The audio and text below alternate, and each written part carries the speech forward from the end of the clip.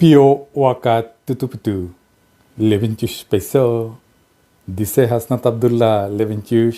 সেনাপ্রধানের দিক থেকে মূল ভেটোটা ছিল যে ডক্টর মোহাম্মদ ইউনুস কেন, why not any other person. Doctor Mohammad ইউনুসের নামে মামলা আছে, তিনি একজন কনভিক্টেড পার্সন।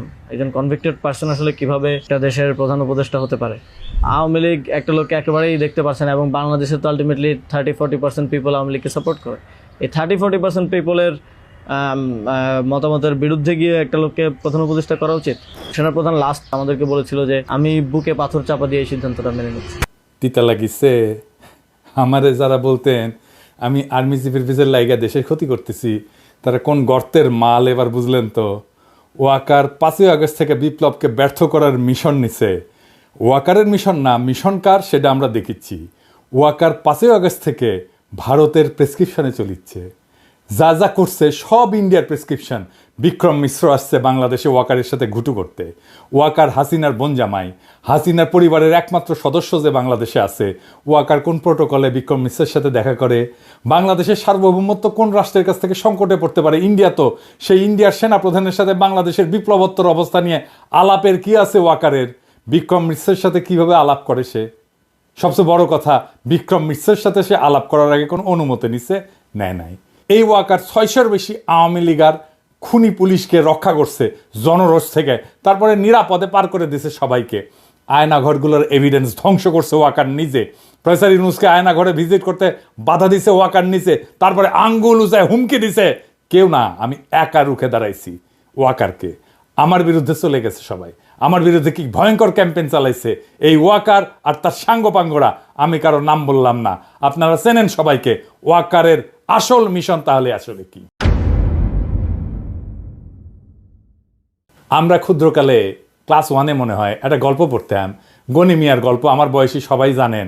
গল্পটার শুরুটা এরকম ছিল, গনি মিয়া একজন গরিব চাষি, তার নিজের জমি নাই, সে অন্যের জমি চাষ করে, এরকম আর কি। ওয়াকারের নিজস্ব মিশন নাই। ওয়াকার মিয়া একজন গরিব চাষি, তার নিজের মিশন নাই, অন্যের মিশন নিয়ে কাজ করে। চাঁদের যেমন নিজের আলো নাই, সূর্যের আলো প্রতিফলিত হয় চাঁদের পিঠে পড়ে, ঠিক একইভাবে ওয়াকার আসলে ইন্ডিয়ার মিশন পালন করে। ইনফ্যাক্ট আর্মির জেনারেলরা বেশিরভাগই ইন্ডিয়ান লেসপেন্সার। এদের মেরুদণ্ড বেচা দিছে মোদির কাছে, আর বিসি দিছে কার কাছে জানি না। এদিক সেদিক করলে বিসি ধরে চাপ মারে। এই ইন্ডিয়ান মিশন কি? ইন্ডিয়ান মিশন একটাই, আওয়ামী লীগকে ফিরায় আনা, আবার বাংলাদেশে তাদের রাজনীতি করতে দেওয়া। বিএনপিকে প্রতিশ্রুতি দিচ্ছে ওয়াকার আর ইন্ডিয়া সামনে নির্বাচনে বিএনপি সরকার গঠন করবে। যদিও আওয়ামী লীগ অংশ নেবে, কিন্তু আওয়ামী লীগ তো কোনো বড় দল হিসেবে সংসদে থাকবে না। তাহলে ইন্ডিয়ান দখলদারিটা মজবুত হবে কি দিয়া? সেটার আবার আর একটা তরিকা আছে। ইন্ডিয়া কখনোই বাংলাদেশে তার দখলদারি মজবুত করতে পারবে না যদি না সমাজে, রাজনীতিতে ইন্ডিয়ান ন্যারেটিভগুলো বজায় না থাকে। কি কি সেই ন্যারেটিভ? মুক্তিযুদ্ধ, ধর্মনিরপেক্ষতা আর অসাম্প্রদায়িকতার পক্ষে বলতে হবে। জামাতকে বাংলাদেশের শত্রু বলতে হবে, ধর্মীয় উগ্রবাদের বিরুদ্ধে বলতে হবে।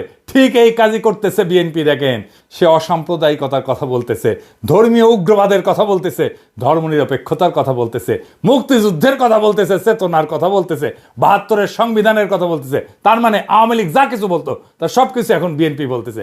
বিএনপি হয়ে উঠছে নতুন আওয়ামী লীগ। ইন্ডিয়া বিএনপিকে সেট করলো সরকারি দল হিসেবে। এখন তো বিরোধী দল লাগবে।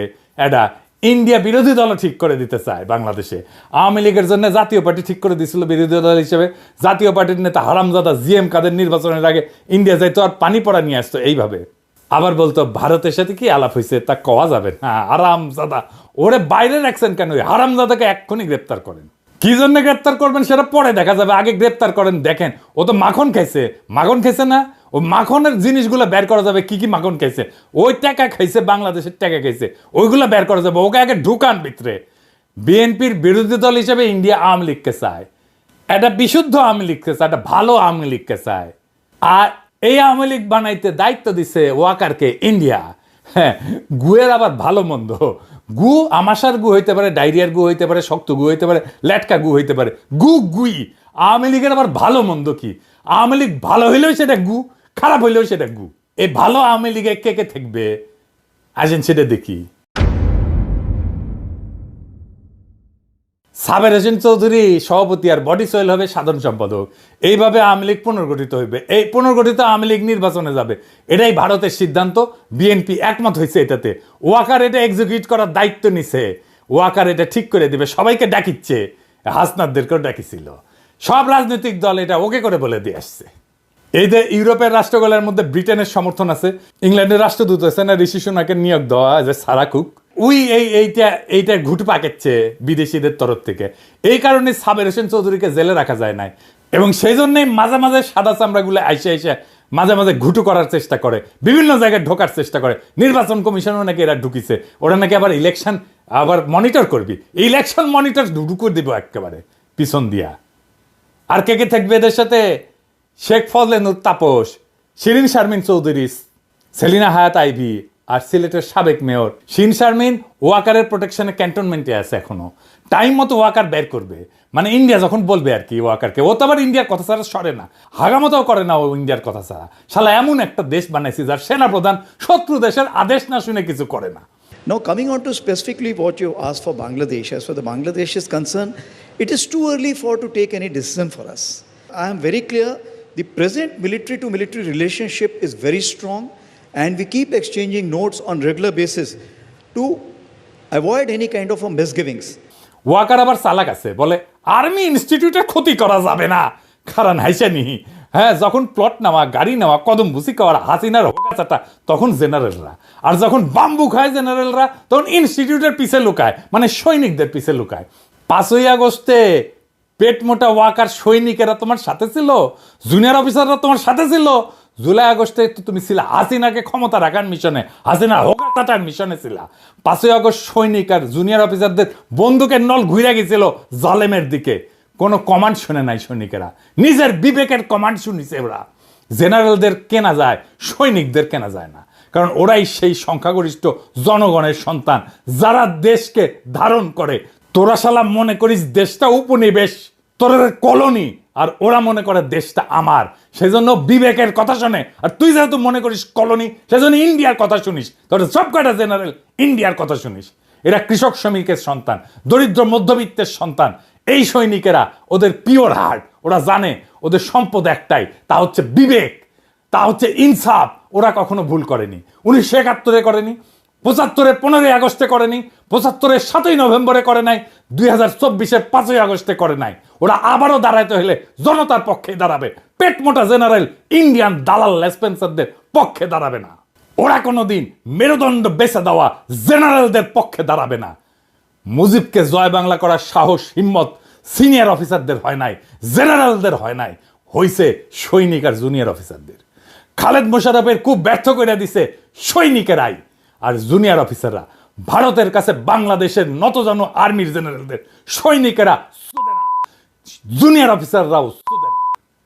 ওয়াকার বাংলাদেশের সেনাপ্রধান থাকার নৈতিক অধিকার হারাইছে, বাংলাদেশের সেনাবাহিনীর ইজ্জতকে সে ধ্বংস করে দিছে, নিজের পজিশনকে সে খুনি হাসিনা তার দলের স্বার্থ ভারতের আজ্ঞায় পালন করতেছে। জনগণের টাকায় বেতন নেওয়ার নৈতিক অধিকার ওয়াকারের নাই। জনগণের টাকায় বেতন নিয়ে ইন্ডিয়ার এজেন্ডা পালন করা যায় না ওয়াকার মিয়া। এখন বুঝছেন কারা ছাত্রদের বিরুদ্ধে দুর্নীতির অভিযোগ ছড়াইছে, কারা ছাত্রদের ভিতরে অনৈক্য সৃষ্টি করেছে, কারা নাইদের মিটিংয়ে বরিশালে ঝামেলা করেছে, কারা ওর বিরুদ্ধে রয়্যাল এজেন্ট হওয়ার অভিযোগ তুলিছে, কারা আমাদের বিপ্লবী জনতাকে মব বইলা অভিহিত করেছে, কারা আমাদেরকে বাংলাদেশের স্থিতিশীলতার শত্রু বলছে, এদের ভুলে যাবেন না। আপনারা সবাই রেছে নেন, যারা বাংলাদেশের রাজনীতিকে ষড়যন্ত্র দিয়ে ব্যাখ্যা করে তাদের রাজনীতি পরাজিত হবে। আজকের শিক্ষা এটাই, আমাদের রাজনীতি বিজয়ী হয়েছে। আজকের করণীয় কি এখন তাইলে? প্রথম করণীয়, ওয়াকারকে পদত্যাগ করতে হবে। সেনাবাহিনীর ভারতপ্রেমী জেনারেলদের উৎখাত করতে হবে। সেনাবাহিনীতে একটা সংস্কার কমিশন বসাইতে হবে। গুম খুনের কুশীলব সকল অফিসারদের পুলিশের হাতে সোপর্দ করতে হবে। জুলাই বিপ্লবে যে অফিসাররা নিজেরা গুলি চালাইছে, গুলির অর্ডার দিছে, তাদের পুলিশে সোপর্দ করতে হবে। কর্নেল রেদওয়ান কেমনে চাকরি করে ওয়াকারের বাচ্চা, আমাদের ছেলেদের উপর নিজের হাতে গুলি করে রেদওয়ান কেমনে আমাদের টাকায় বেতন নেয় সেনাবাহিনীতে থেকে। এখনো বেতনের টাকা কি মিয়া তোমার বাপের জমিদারি থেকে দাও ওয়াকার? ইনস্টিটিউটের সম্মান নষ্ট করা যাবে না, তাই না? মিয়া বেকুবের বাচ্চা, তুমি মিয়া সম্মান নষ্ট করলা কার? ইনস্টিটিউটের সম্মান নষ্ট করছে কে? আর্মির সম্মান নষ্ট করছে কে? কইছিলাম না হারকুলিস হবা না, বুকের মধ্যে স্টেন্ট লাগাই রাখছো, হার্টের রুগী, ওই হার্টন তোমার নাই। তোমারে কইছিলাম আঙ্গুল তুলবা না, ওই আঙ্গুল আমরা চিনি। সকল আওয়ামী লীগারদের সরকারি চাকরি থেকে বরখাস্ত করতে হবে। সকল আওয়ামী লীগের ব্যবসায়ীদের ব্যবসা জব্দ করতে হবে। অনলাইনে অফলাইনে যারা লিগেল লেসপেন্সারি করতেছে তাদের নিষ্ক্রিয় করতে হবে। কিভাবে করবেন আমরা জানি না। আওয়ামী লীগের সকল পদধারী নেতার অ্যাকাউন্ট জব্দ করে তাদের সকল টাকা রাষ্ট্রীয় কোষাগারে জমা করতে হবে। নয়তো আমরা একদিন করে এক এক এলাকা ঘেরাও করব, জনতার ব্লক রেট দেব, আর একটা একটা করে আওয়ামী লীগের ধরে ধরে ঝুলায় দেব, টাঙ্গায় দেব। একটা জায়গায় করবেন এই অপারেশন, ঠান্ডা হয়ে যাবে সারা দেশ। বাংলাদেশে আওয়ামী লীগ বা ভারতীয় আধিপত্যবাদ ফিরবে না, ফিরতে দেওয়া হবে না। যতই তার পিছনে ইন্ডিয়া থাকুক, ইন্ডিয়ার লেসপেন্সার ওয়াকার থাকুক, জেনারেলরা থাকুক, সিভিল মিলিটারি ব্যুরোক্রেসি থাকুক, প্রথম আলো থাকুক, ডেইলি স্টার থাকুক, বামেরা থাকুক, আর বিএনপি থাকুক, এমনকি প্রফেসর ইউনূস থাকুক, আওয়ামী লীগকে রাজনীতি করতে দেওয়া হবে না। আওয়ামী লীগকে নির্বাচন করতে দেওয়া হবে না। বাংলাদেশের দরকার হইলে আর একটা জুলাই হবে, দরকার হইলে আবারও রক্ত দেব, আবার লড়াই হবে, দরকার হইলে নতুন বিপ্লবী সরকার আবার গঠিত হবে। এই চূড়ান্ত লড়াইয়ের আহ্বান জানায় গেলাম। সিপাহী জনতার দরকার হইলে আবার মাঠে নামবে 7ই নভেম্বরের মতো, 15ই আগস্টের মতো, 5ই আগস্টের মতো। 5ই আগস্টের ভুল আমরা আর করব না। জান দেব কিন্তু জুলাইয়ের অর্জন দেব না ইনশাল্লাহ। খোদা তাআলা আবার আমাদের বিজয় ছিনিয়ে আনার তৌফিক দিন। ইনকিলাব জিন্দাবাদ।